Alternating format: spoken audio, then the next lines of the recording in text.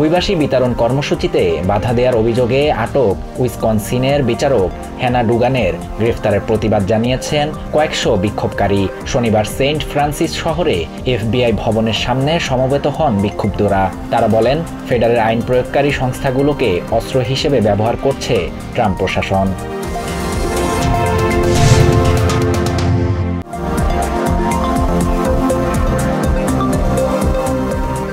আমেরিকায় জন্ম নেয়া 2 বছর বয়সী শিশু বহিষ্কার সম্পর্কে বিস্তারিত জানতে চেয়েছে ফেডারেল আদালত। রয়টার্স জানায়, মা এবং বড় বোনের সাথে নিউ অরলিয়ান্সের ইমিগ্রেশন অফিসে আসার পর আটক করে হন্ডুরাসে পাঠিয়ে দেওয়া হয় 2 বছর বয়সী ওই শিশুটিকে।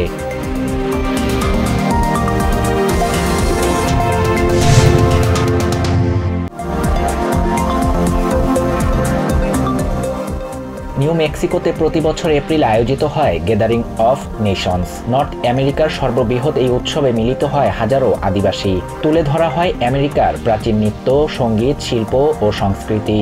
এবছর 700 আদিবাসী গোষ্ঠীর সদস্য একত্রিত হয়েছেন।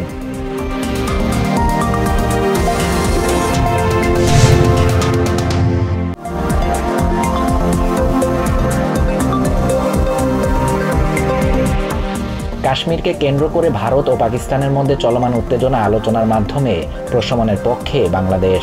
এই দুই দেশ যদি সহায়তা চায় তাহলে বাংলাদেশ মধ্যস্থতার ভূমিকা পালন করতে পারে, তবে আগ বাড়িয়ে কিছু করার পক্ষে নয় ঢাকা।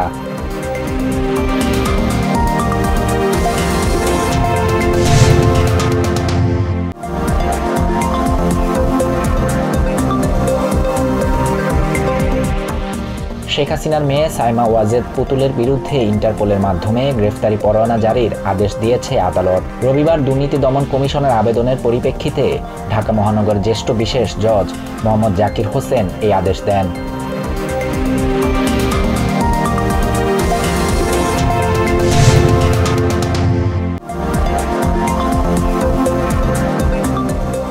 জাতীয় ঐকমত্য কমিশনের সহসভাপতি আলী রিয়াজ বলেছেন, বাংলাদেশের গভীর সংকট মোকাবিলায় গণতান্ত্রিক শক্তিগুলোর ঐক্যবদ্ধ থাকা একান্ত প্রয়োজন। তিনি বলেন, একটি গণতান্ত্রিক রাষ্ট্র কাঠামো নির্মাণ ও গণতন্ত্রের চর্চার জন্য এই ঐক্য অপরিহার্য। তিনি জানান, শিগগিরই তৈরি হবে জুলাই সনদ।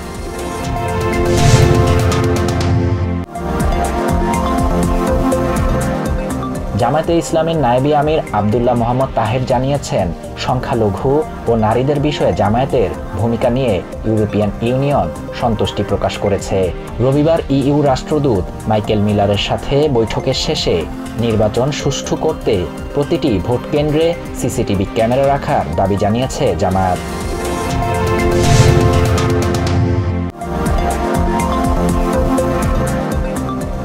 কানাডার ভ্যানকুভারে ভিড়ের মধ্যে গাড়ি হামলার ঘটনায় অন্তত 9 জন নিহত হয়েছেন। পুলিশ জানিয়েছে, এই ঘটনায় অনেকেই আহত হয়েছেন। স্থানীয় সময় শনিবার সন্ধ্যায় ভ্যানকুভারের একটি ফিলিপিনো স্ট্রিট ফেস্টিভ্যাল চলাকালে ভিড়ের মধ্যে গাড়ি চালিয়ে দিয়েছেন 30 বছর বয়সী এক ব্যক্তি।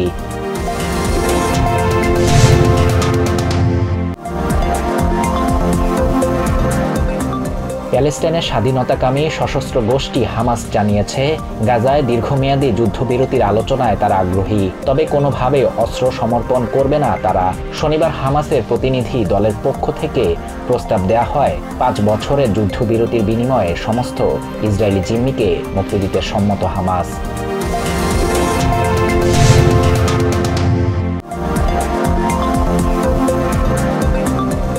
ইন্ডিয়ান প্রিমিয়ার লিগে লখনৌ সুপার জায়ান্টসকে 54 রানে হারিয়েছে মুম্বাই ইন্ডিয়ান্স।